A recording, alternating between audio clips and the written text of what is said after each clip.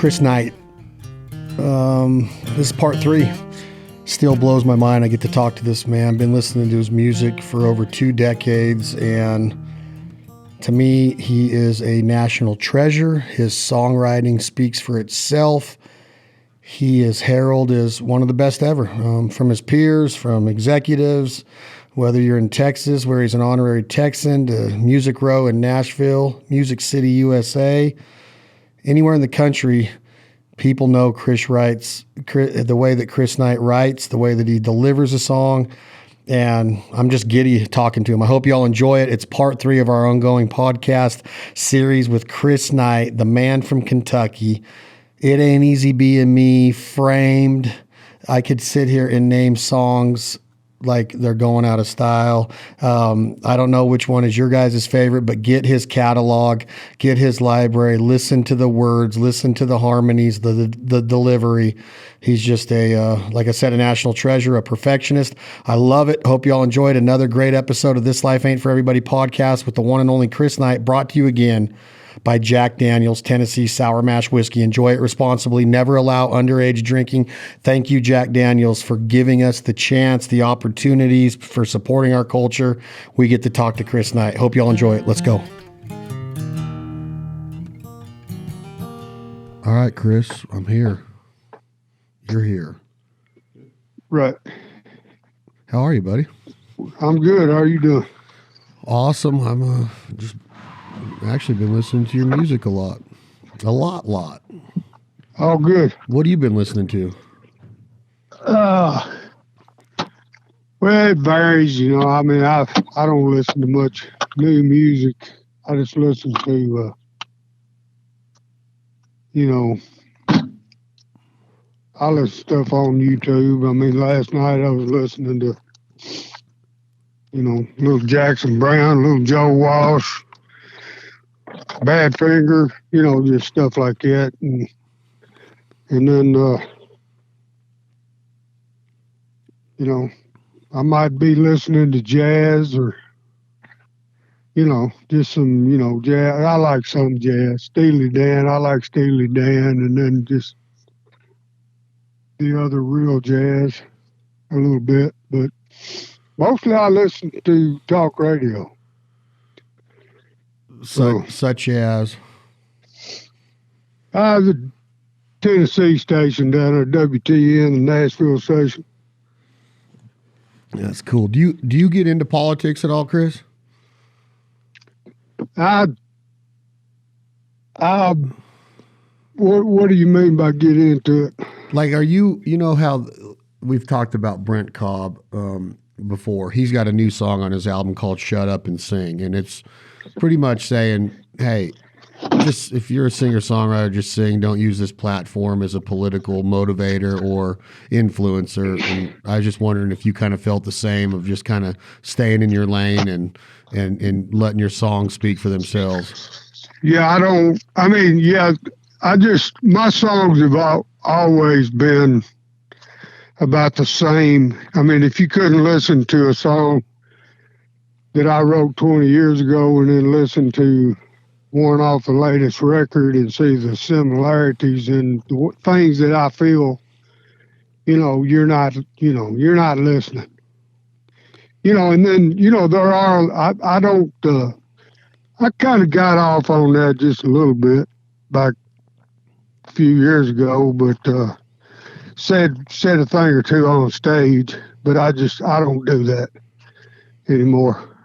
You don't? There ain't I don't know. I just, want to play my songs and, if I start getting trying to find out too much information about this artist or that artist that I really like, and actors and all that kind of thing, and then I figure out, well, they're just freaking dumbasses, You know what I mean? Yeah. And it kind of bothers me. But yeah, I've had that. So I quit doing that too. I just like their music. I want to see good actors act. I don't want to hear a damn other word they got to say unless they're just doing a general interview, And there's a lot of harping about stuff on both sides too, and you just get tired of listening to it. And I know what's what. I know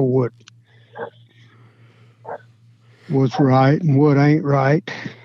You know. No, I totally understand, and that's what you're always scared of, is that I get into somebody's music, or like I was a huge Robert De Niro fan for years, but then when I see him act that, get on those soaps, those pedestals or those soapboxes, I just was like, man, I don't need to hear all of that stuff. I just want to watch you in The Godfather or Cape Fear or something. You know what I mean? Yeah, that's exactly right. That's one of them right there. And yeah. I'm glad that there's a lot of them out there. A lot of good actors that you don't hear from on the political spectrum that much. They might have this cause or that cause.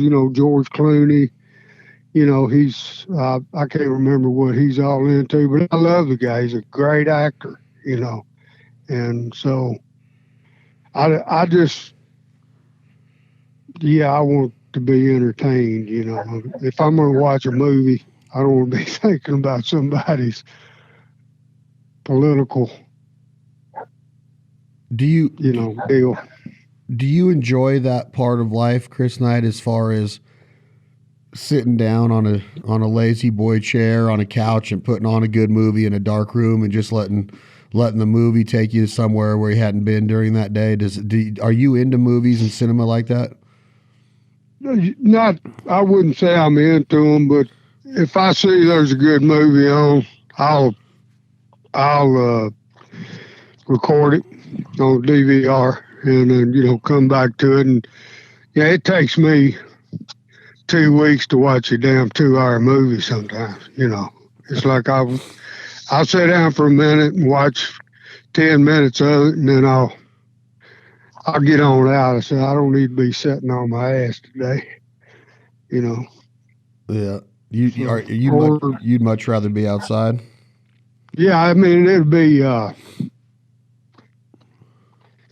night, most times before I even settle down, it takes me about 10 minutes to fall asleep. So once I sit down in that easy chair, turn TV on, I'm out in about 5 minutes. Well, you don't have to answer this if you don't want, but tell me about, you come from the land of bourbon. You're close to the state of Tennessee with Tennessee whiskey. Are you a fan of bourbons and whiskeys? Do you partake in bourbons and whiskeys? And are you more of a guy on the rocks? Do you like them neat, or do you kind of just shy away from that kind of alcohol? I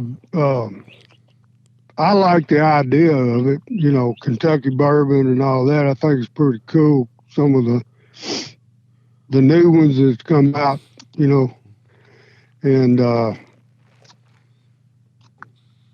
but no, I don't drink it. I drank too much moonshine a few times and couldn't find my ass with both hands. Had tried to do a show, and I really, that was just about the last time. I would take a shot or two before I go on stage, but that'd be it. But that time I overdid it. And that was the only time I thought, I ain't gonna finish this damn show. I'm gonna bust my guitar and walk off stage. So you still might take a shot of moonshine before you go out to a show? I probably haven't in 3 or 4 years. But do you drink a beer once in a while? I drink plenty of beer. I like beer. What's your choice? Any of them, or you got a favorite? Miller Lite. Miller Lite. Yep. So do last time we talked, you spent a lot of time with the dogs and getting them ready. Did you have a successful season with the dogs and enjoying that part of the outdoors and the hunting and the fishing? Yeah, I don't know whether we've talked since, but I went to Michigan a couple times last fall, grouse hunting, and got into a bunch of birds, and I took one of them pups, and I was hunting with, you know, there was always another dog in the field. Friend of mine brought like three dogs with him, so I had her out a lot. So he would get one dog out, and I'd get that pup out, and I got her, backing the other dog, and then she pointed probably 5 or 6 birds uh, over the course of 5 days with me, and she got her mouth on several, and it was great, And then I've got a couple more good dogs down here. I get them in pen raised birds sometimes, and then I got my 2 old dogs, which are really good. And then me and my son went back up to Michigan in December, and we got into several birds too. My son, he killed 2 over 2 days, and he had never killed a grouse, and I'd never laid eyes on a wild grouse, until last October, because they never was any grouse over here in Western Kentucky. All the grouse was in Eastern Kentucky, and I think they're about gone now, or they got real low populations. When you say grouse, are they sharp-tail or rough grouse? Do you know what species they are? Rough grouse. They're rough grouse. Yeah. I think they've got maybe a few pheasants, wild pheasants up there, but I think that they're trying to bring pheasants back up there in Michigan. Did you, with the turkey season in Kentucky it just came to an end, did you get out for a turkey with the dogs at all? No, you can't hunt turkeys in the spring with dogs up here, and so I didn't even go. Tell you the truth, we got 2 box freezers and an upright refrigerator in the garage with the freezing one side of its freezer, and we're having a hard time keeping up with all the wild game till we got in there, And my son will be going to college next fall, so we'll have plenty of time to catch up on it, and then he won't be doing a whole lot of hunting next fall. But I'm sure he'll find a way. But it'll be a little different. He just flat brings it in. I got 3 gadwall breasts thrown out right now. And he always ducks and turkeys. He shot him a turkey back in here, called him off the roost first morning, and I figured he'd probably get him another one, but they just have completely shut up, and our population's down anyway. And so, but we're fine with we got plenty to eat. So what are you going to do with those gadwall? I ain't decided yet whether I'm going to put them on the grill, or what I do is cut through the back. Well, these are probably filleted breasts. My son, I think he filleted them out. Anyway, I don't know. I got some rub, some some coffee rub that I found in a recipe.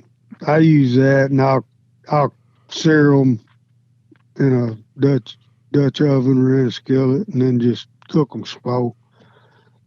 And with that rub on them, and sometimes if it's like a pheasant breast or a grouse or something like that, I'll cut through the backbone and spatchcock them, cook them. I've done teal like that too, and they're excellent. Just cut through that backbone, pluck them, which I hate to do, time consuming plucking a bird, but yeah, it flattens the breast out. You break that breastbone, you go through the backbone and break that breastbone, and it flattens them out, and where you can get the two surfaces on the heat, get them brown real good, and then cook them slow. Yeah, that allows you to keep the legs on them too, correct? Yep. Do you when you start thinking about like all that wild game preparation and all the different the grouse or the waterfowl that you're eating, do you take? We talked a little bit about how much pride you have in the different parts of your life. Are you a guy that enjoys the aftermath of that, sitting down with friends and family, or are you more of a substances guy that's just doing it to eat and get it over with? I enjoy the act of cooking, but if I got a crowd, I ain't done that in a long time. I can do it, but I feel stressed out even cooking the side, with, I cooked some pheasant the other night. My son, and I was kind of cooking them the same way I've been talking about here, and fixing fried rice, homemade fried rice at the same time. Where you boil the rice, you get it cold, and then you make your fried rice with eggs and vegetables. Yeah. And so I get a little. I can do it, but it's like daggone, I want them to get done at the same time, and that's hard to coordinate, especially if you're cooking several things. It is for me. I know cooks do it all the time, but I think I told you once before I didn't want that pressure on me. So do you feel that? Do you feel that same pressure at all doing what you do for a living? Because now things are starting to open back up. I want to talk to you about have you been on stage lately? But do you feel pressure to perform in front of a crowd with your other talent of writing songs and delivering them? I'm a lot better at it than I used to be. I still don't think I'm that great of an entertainer. But my main goal is just go out there and get the songs across, and do as good a job as I can of it, and but yeah, I just the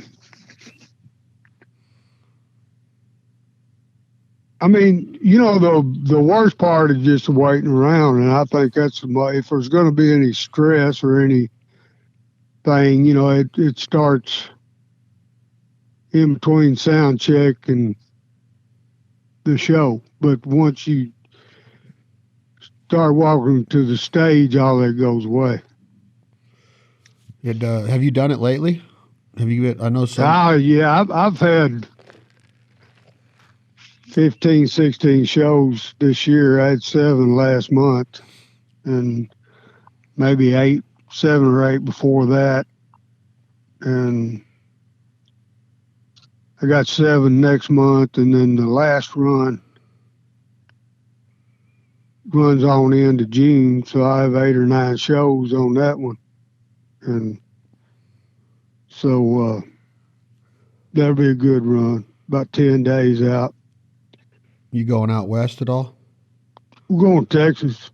Going to Texas. And I've got some Colorado stuff on the books for January, and I'd probably, try to. I have went out there on the road for about 10, 12 days, playing my way out to Colorado and then playing back. We had a great, we were fortunate we didn't have bad weather. When we went out there, pulling a trailer and the van, took the whole band, and didn't really have any trouble till we got to Kansas City, and it snowed on us that afternoon of the show, and it kept snowing, and so we had to drive through snow and bad roads to St. Louis and do the next show. But we were out in, nothing in Colorado or Nebraska, working our way out there, and while we were there, so it's pretty cool. That's, they always send me out there. They ain't sending me nowhere, but they scheduling stuff, putting stuff on the books for like January, and and I'm like, why the hell couldn't I go to Florida? Yeah, well, Colorado in January, you got 2 feet of snow on the ground. I know it. Yeah. Yeah, Florida sounds a little bit more appetizing in January for sure. When you're out on the road like that, Chris, do you envision the set the day of, or do you have a set song list that you're going to perform day in and day out, and you might add to it or take one out here and add one here? Or does it just come to you that day and you start putting it down on paper and the band's just like, okay, here we go? Well, it's kind of set. I got, a lot of times it's just a song list and in fairly correct order. And, we'll use that for a while and then we'll change it up. We'll go back and run through these other songs that we hadn't done in a while or whatever. And, change it up that way, and then we'll get that set down and play that for a while and then mix it up, I'm going to be throwing some different stuff in once we get the band back up and going. Just me and my guitar player out there now, and my road manager. Hope he comes back. He had the epizootic a couple weeks ago. Did he? Yeah, and so he's back. I'm glad everything's okay. So we're going out this weekend for 3 shows in Decatur, Georgia. Georgia's a nice area. I was just down there. I got to go on a little turkey hunt down in South Georgia around Patterson, south of Macon. Yeah. We had a good little run down there with some they got an Eastern down there. They got those Osceolas. Yeah, the Osceolas are only down in Florida, they say. So yeah. I've been down to Florida and been successful on the Osceolas too, but Georgia's experiencing the same thing you just mentioned in Kentucky, to where they're shortening their season, they're starting it later, they're bringing the limit of turkeys down. Because in Georgia there for a while, I think you could kill 3 birds a year and you could kill them all in the same day. Yeah. So that just will wipe out a flock, right? If 3 of them come in, you can kill all of them. So they're changing some things around to try to bring the population back. But I like Georgia. I enjoy it down there. I really love Florida. I love Florida. I was thinking about going down to the Gulf Coast Jam in June, and I saw Cody Jinks on there. Have you met Cody Jinks? He said he met you at a concert one time in Texas.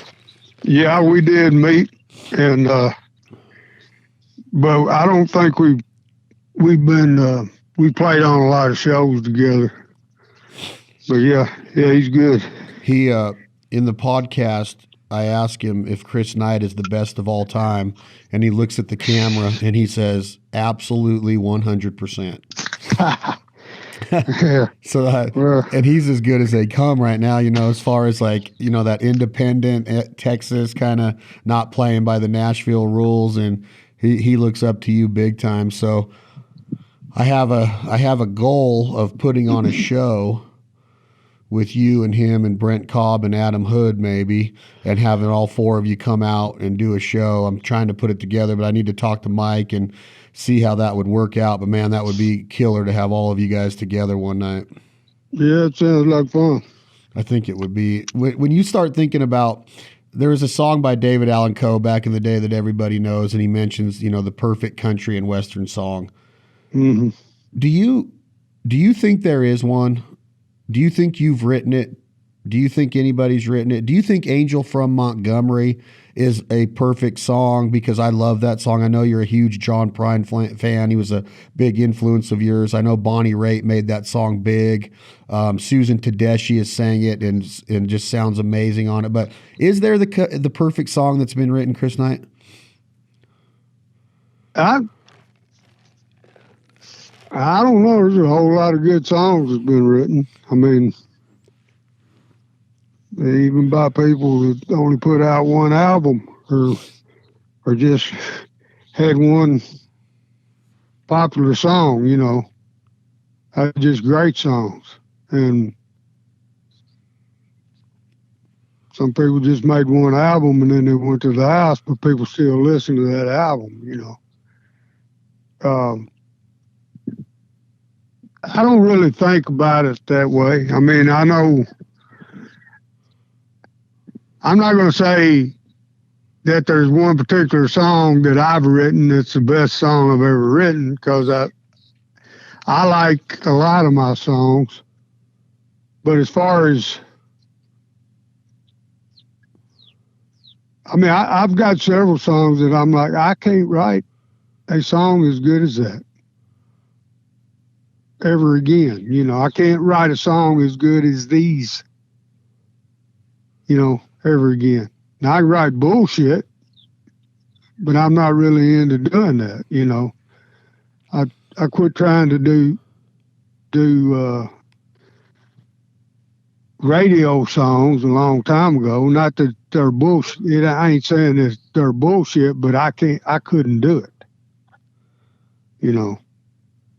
Well, you know how I feel about your music, and I can name all of these songs that I think are on the spectrum of the end of the spectrum of amazing. You'll never match it, but you seem to always, blow somebody's mind on the, a new album comes out, and there's always going to be these cuts on these albums by Chris Knight that just put you in your place. And what would you say to that, Chris? What would you say what's the most current song that you put on the Chris Knight list that you can't match, or you can't write another song as good as that, like you just mentioned? Is there a most current song that comes to mind?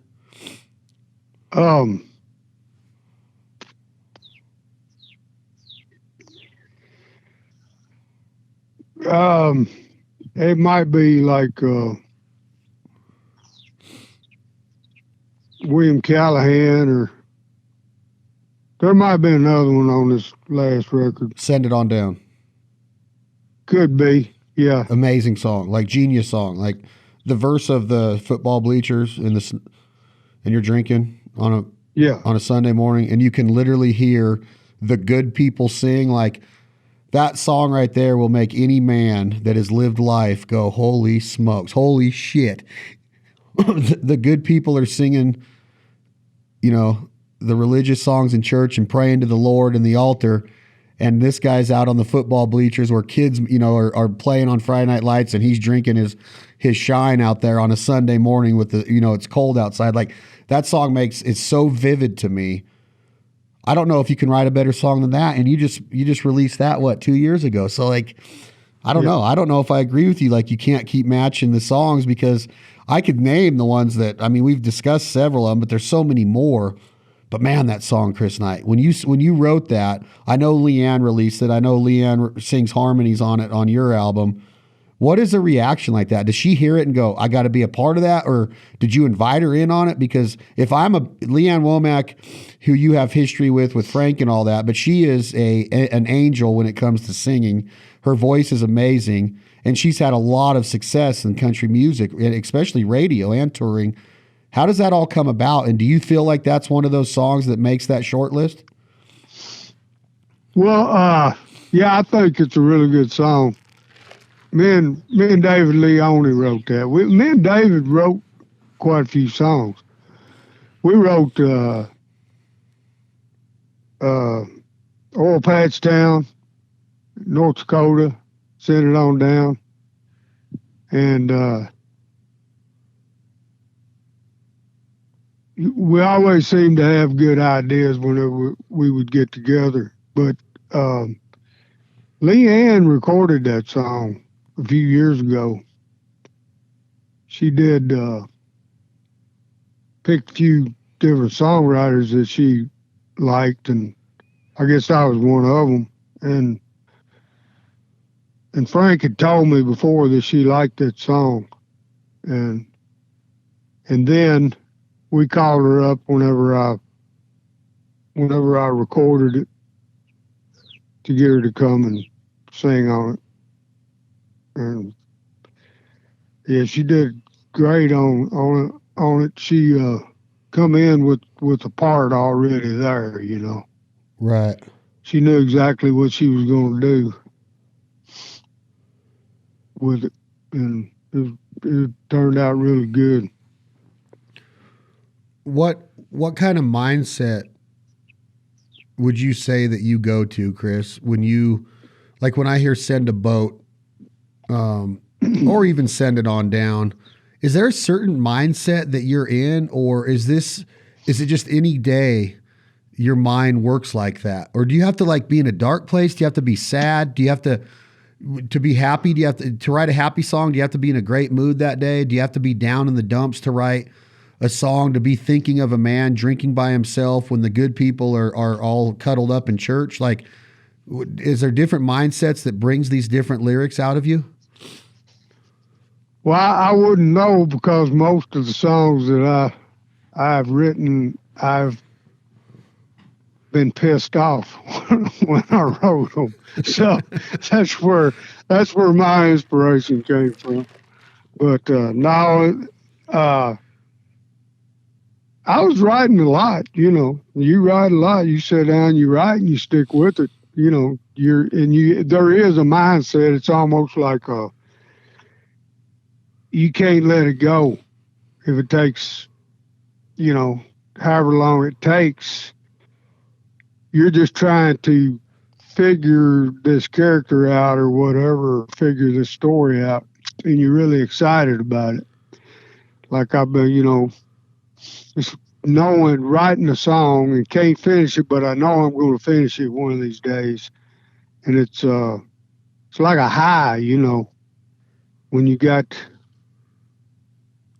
write a song, you know, and it is, sometimes it's just like, just get off in a room by yourself or something like that, or get out in your vehicle and you're driving. And I mean, I've written, you know, the core of a whole lot of songs just riding around, you know, driving. And I mean, I started Hard Candy driving out of the driveway one night with my daughter in the back seat, you know, and Becky's Bible. I remember exactly where I was when I hollered out the first line. Empty beer bottles rattle on my pistol. You know, right down the road here. The road used to be gravel, so it was a little rattly. I was driving down there, and empty beer bottles were rattling on my pistol on the seat of my Nissan truck, but I changed it to Chevy because Nissan didn't. Chevy sings better. But works better in a song than Nissan pickup. God dang. So you hear that sound in your head, and you know that it's an empty beer bottle hitting up against the iron of your piece, your side piece, your pistol. Yeah. And you just come up with that. That's what it was doing. So I hollered that out, and then didn't take me long at all to write that song. And it was almost like a new thing to me, because it was a real story song. And I ain't saying I rocked it up, but it was a little more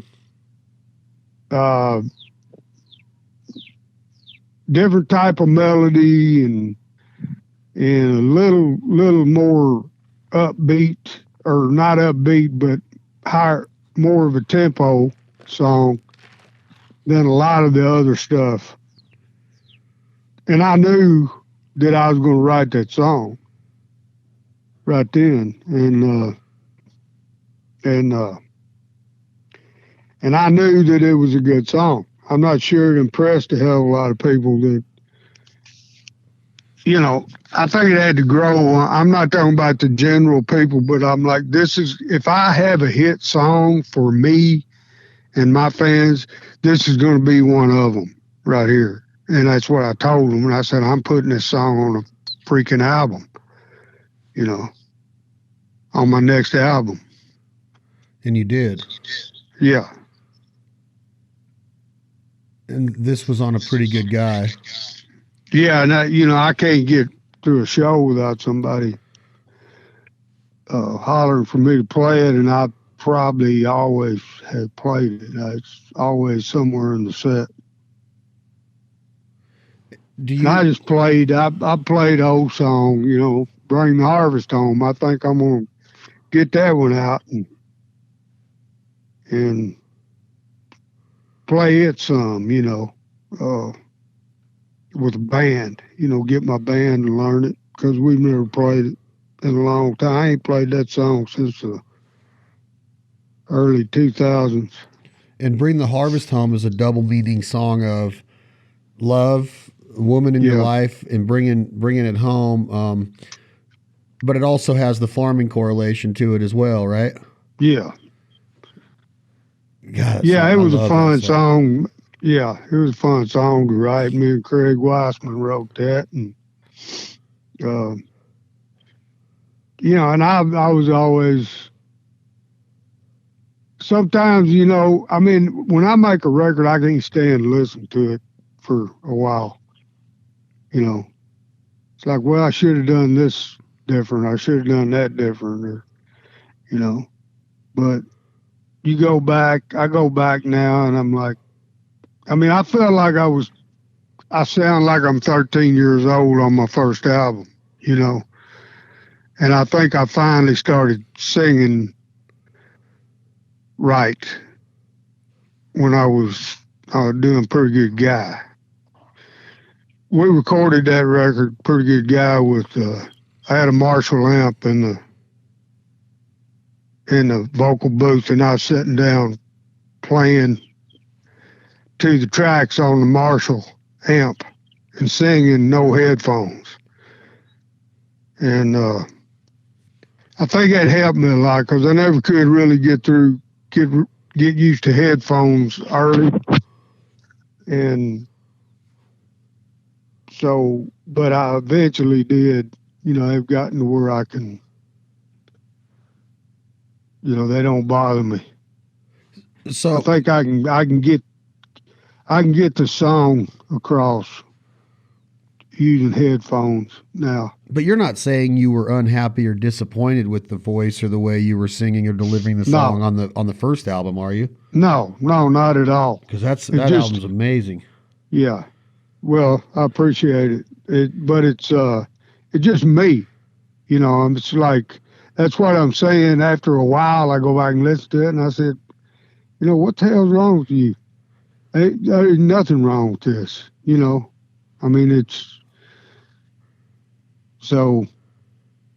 The only thing that's wrong with it is that it never, you know, I don't know the right way to say this, but it just never gets its due justice because it's some of the greatest music ever written and recorded, and it's stated by so many of the top level session players or radio hit makers, songwriters and singers in Nashville today, singers and songwriters that were coming up in the late 80s and 90s. There's people from Travis Tritt to Garth to all of these people that did it in Nashville that know what your music means. Blake Shelton, Miranda Lambert, who's arguably the top female in country music today, if not the top for sure. She's like the new generation Dolly Parton. They all say it. So that to me, you talk about getting pissed off. I get frustrated because I'm like, how is this not what is in our ears all the time? And it's all this other stuff that doesn't mean anything as far as life. I'm not trying to take away anything that songwriters don't have the right to go out and write what they want and make money. And if it hits and all, this audience likes it. I'm just saying that there's real music out there that people really never have the chance to learn about or find or discover because it wasn't promoted like a lot of the hits are, if that makes sense to you. Yeah, I think they wanted to, but I think that they knew that they're going to have to take a different track with me, and they did, and that I got a lot of mileage out of that record. A lot of great press. It was just unbelievable, and it got me to where, when Decca got shut down by MCA, I was one of the artists that didn't move over to MCA, but I wasn't worried about it, because I knew I could go make a record and still get out and tour, and to me it was like, well, it's just going to be work. It's going to be take your guitar out and go play, and start building a crowd, and then make that next record.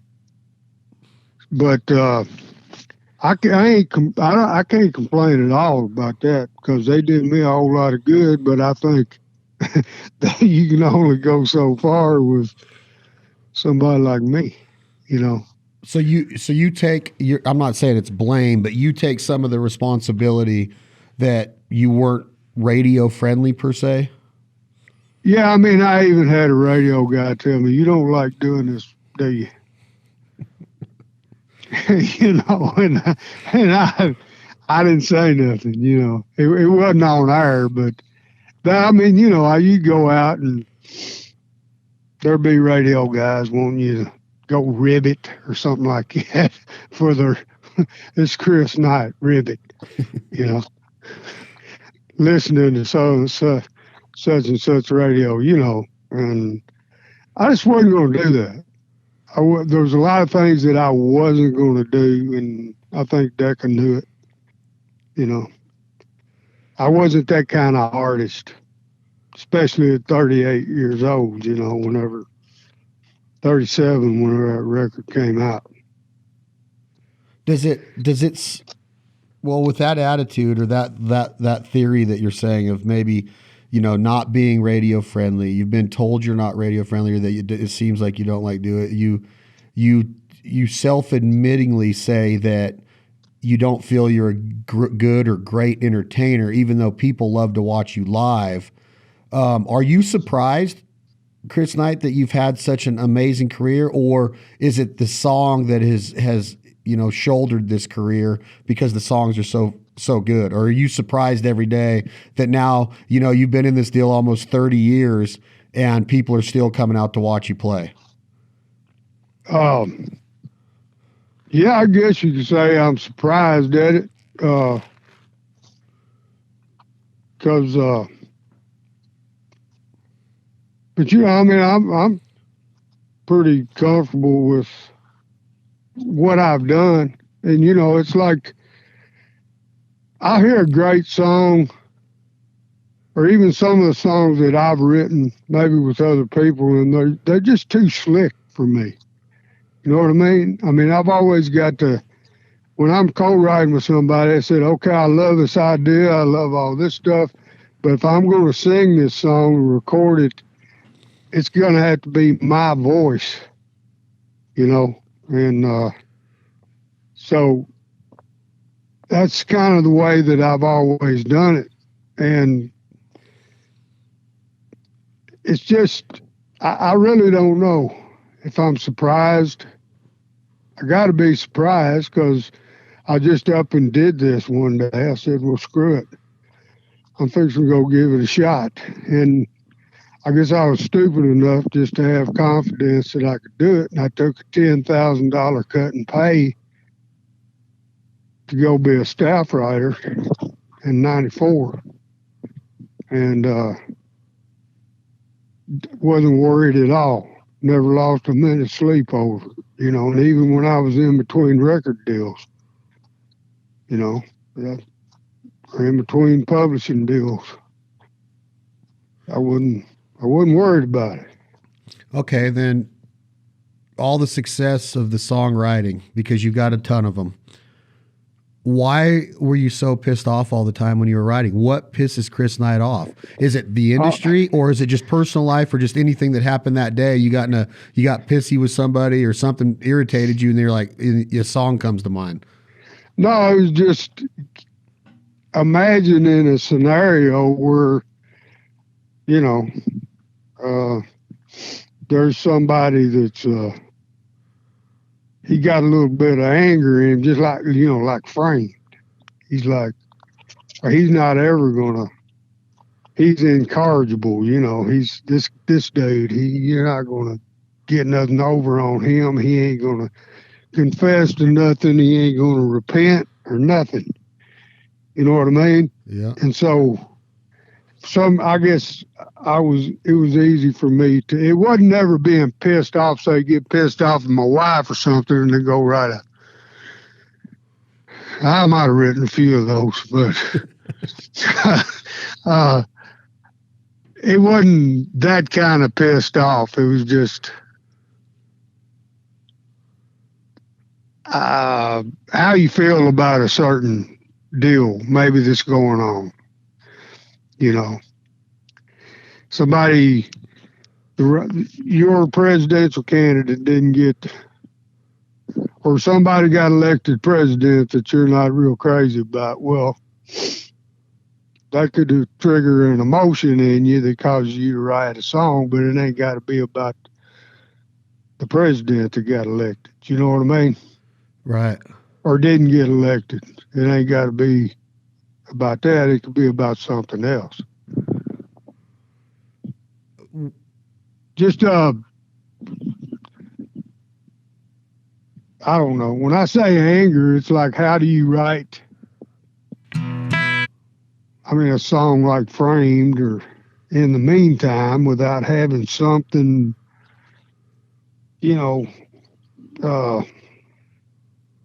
kind of fueling that inside of you. You don't sit down and just write it right out of your head. But you said you came up with Framed. It was like a bouncer at a bar, correct? No. It wasn't? I thought you told me that on a podcast, that it was a fight at a bar or something. Then you started getting this whole vision of this entire song of Framed. Am I way off on that? Yeah, I remember probably telling you about the fight at the bar. That's not where Framed Oh, came yeah. from? It's like actually what it was. Yeah, it was just getting thrown in jail, getting put in jail for 6-7 hours till my dad came down there and bailed me out. And that spawned Framed, the entire story. I think it did. It's like that's not what it was about. It was about just taking, 6 hours in jail for fighting in a bouncer in a bar to turning that into 10 years in prison. You know what I mean? Uh-huh. You take, it's like getting stopped by a cop, blue lights flashing, dust flying, all that stuff, and it was always easy. And just fishing at the river with my brother,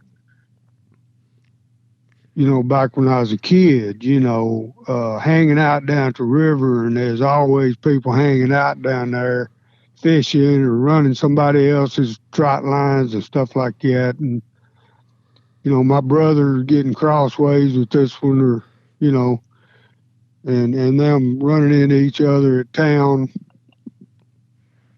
getting in a fight or whatever, things like that you can take and turn into a song like Down the River. Dang it, that song. Holy smoke. It's just an amazing talent. It truly is. And in your case, it's, your storytelling in 3.5, 4 minutes. And the stories are lasting and sitting and staying with people throughout their entire lives. I literally remember where I was when I first heard Framed, that album. I remember who I was with, and literally I have not quit listening to it since that day, and that's been almost 2 decades. So if you think about like how these stories hit, and they weren't big time radio hits that were getting played in rotation 3-4 times a day by the local country radio station here. This was something to where I heard it and I was like, I'm never going to stop listening to this man's words, right? So like, to be able to come up with that lumberyard scene and the dust flying and the lights flashing and the handcuffs and the sheriff saying I ain't done nothing wrong. He just threw me down and put the handcuffs on. Like, that all comes off of a little tiny jail stint of maybe a drunk night after a bar fight or something. That's not normal thinking to me. Like, that's not normal. That's on a different level to be able, that's like script writing. That's like being Stephen King maybe, or a great author. He might not be the greatest example of a great author if you're not into horror stories, but that's just not normal thinking, Chris Knight. To me, that's not normal to be able to take that instance and then write that lumberyard and that jail scene and that courtroom scene out of that. I don't know if that makes sense to you or not, but I don't think that that's normal. Well, that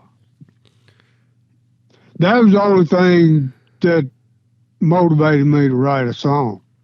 I mean, things like that, a good story, basically. I mean, I've written some stuff that I feel like is pretty close to pop music, and I like them a lot. I mean, Cry Lonely, I don't know where that came from. We just wrote it, but I love that song. Great song. And but it's not like the rest of them, and Everybody's Lonely Now, I could do stuff like that. And but I was highly motivated to write those songs, but a song like Down the River or something like that, it's like, holy shit, I'm just, this is all coming together right here in this motel room down in Chattanooga, man. And I, looking out the window at the Tennessee River out there, and just came up on me, and it's like just getting into that character, but knowing a little bit about that character anyway, having a little bit of. You kind of wrote a poppy song that became a radio hit. Well, in my opinion, I remember in 2000, 2001, at the beginning of the 2000s, we had a portable toilet company. It was one of the first businesses I was ever an owner in, and I'd be in the toilet yard, and I was seeing this girl named Jill, and you had this song with Montgomery Gentry called "She Couldn't Change Me," about painting the room blue and how she moved out. She's quit listening to Merle and all of the Outlaws and started, was out in L.A. by the ocean and started dressing different and listening to different music. Is that considered a poppy song in Chris Knight's opinion? Because that song is genius in my opinion, and Montgomery Gentry did a great job with it. And I had no idea you wrote that song until doing some investigation and research on it. That's a great song, Chris Knight.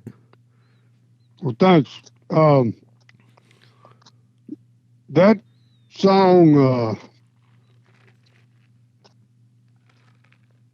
came from a true life experience. It's like I had a story I used to tell, and sometimes I'd get tangled up in the story and it didn't always come across right, but 90% of the time it did. But there was a girl. I had a friend, and he'd go have a new girlfriend about every 3 days, and so one Sunday she came out to the house. I was hanging out with him, and so we went riding and drinking back on the back roads and shit. And later that night, he was off doing something outside or something like that. And me and her were sitting in the in the living room, and I had on an old pair of suede boots, and she said, "I like your boots." And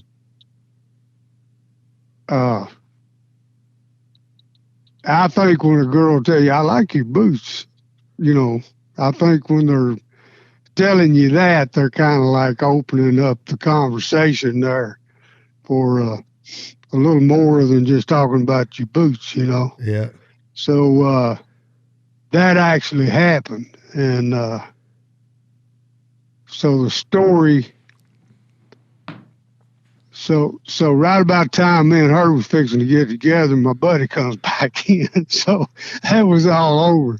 But uh, she, I heard about 3 days later that, or the next time I seen my buddy, he said, telling me about that girl, and said they got in an argument one night, and she'd walked out of the trailer and get in her car and leave, and he said he looked out the window after she had left, make sure she was gone, and said he seen there was a fire in the floorboard of his pickup. She had set a fire in the floorboard of his pickup and stole his beer out of the bed of the truck. And I tell everybody I was going to write a song about that, but I figured that starting with the beat up boots would be a better choice for a. So her comment about your boots when her boyfriend or her new boyfriend, your friend, is out of the room, sparks that entire song that becomes a hit for Montgomery Gentry. Yeah, that's where it came from. Was she? Did your friend ever tell you that she was one of those girls that was like, you need to change, you need to quit listening to country music, you need to paint your house your room a different color, or did you just come up with all that? No, it was just the boots. Just the boots came up with that whole song. Yeah. How?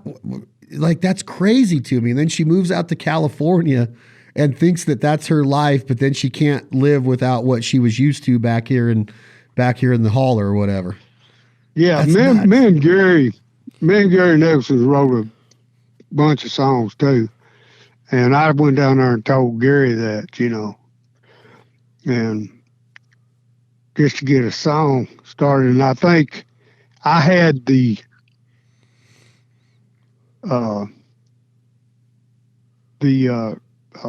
hook. She the hook in the chorus. She couldn't change me, and so we wrote that song, and I don't know. It was Gary's a real good songwriter, and I mean, I write songs my way, and Gary writes his songs his way, but we were able to come together on a whole bunch of songs to where I could play them. You know, I could play them and sing them. I could sing them. I get my voice on that song. You know, like Jealous Kind. I mean, I heard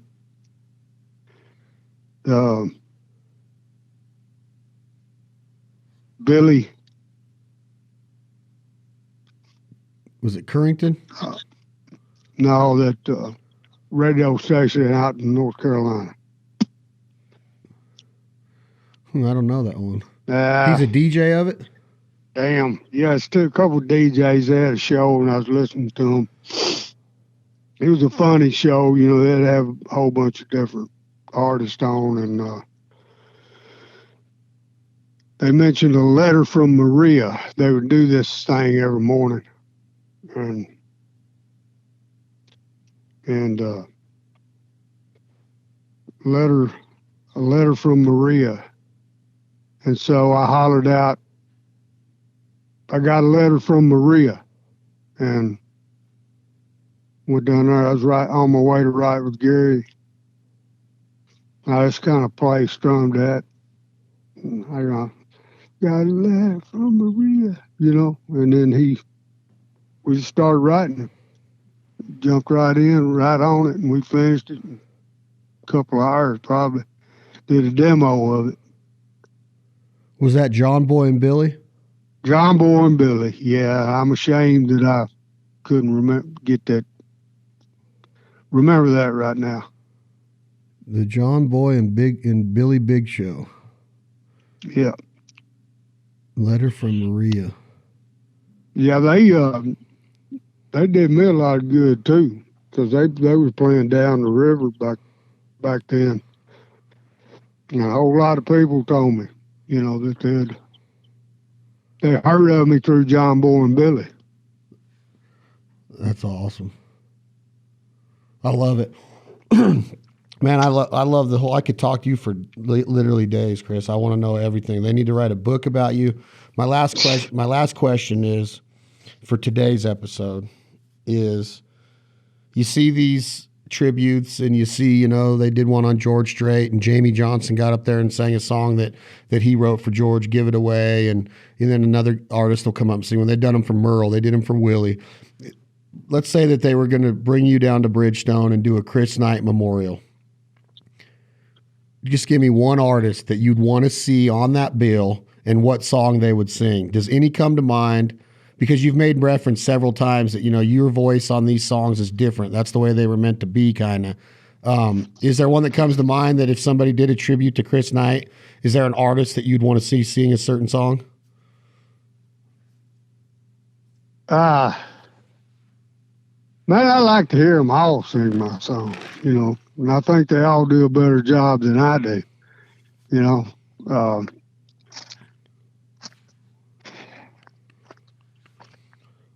I've written some songs that ain't never been cut that I always thought a girl ought to cut them, which one of them is Cabin in the Woods. And I've threatened to record it myself, but I just feel like it's more of a girl song. But yeah, I'd say Miranda Lambert singing that song would be great. That's just a song that I've written and got a good demo on it, but I never could get it cut. Has she heard it? I don't know. I don't know why they ain't pitched it to her. Maybe she'll hear it one of these days. Why don't you just send it to her? You got to know her, don't you? Yeah, I've met her. I've hung out with her a couple times, and she's great. I love her. I love listening to her sing. Yeah, I got my wife and 3 kids back in the backstage in the dressing room at one of her shows one night, and she just hung out with us, took pictures. Great. Oh, well, there's been times where she's posted on her, I don't know how close Chris Knight follows the social media platforms, but on her Instagram, I've told you this before, she posts that you're her hero. You're her songwriting hero. She's posted that with the Pistol Annies and pictures with you and her on her Instagram. Yeah. So, I mean, obviously...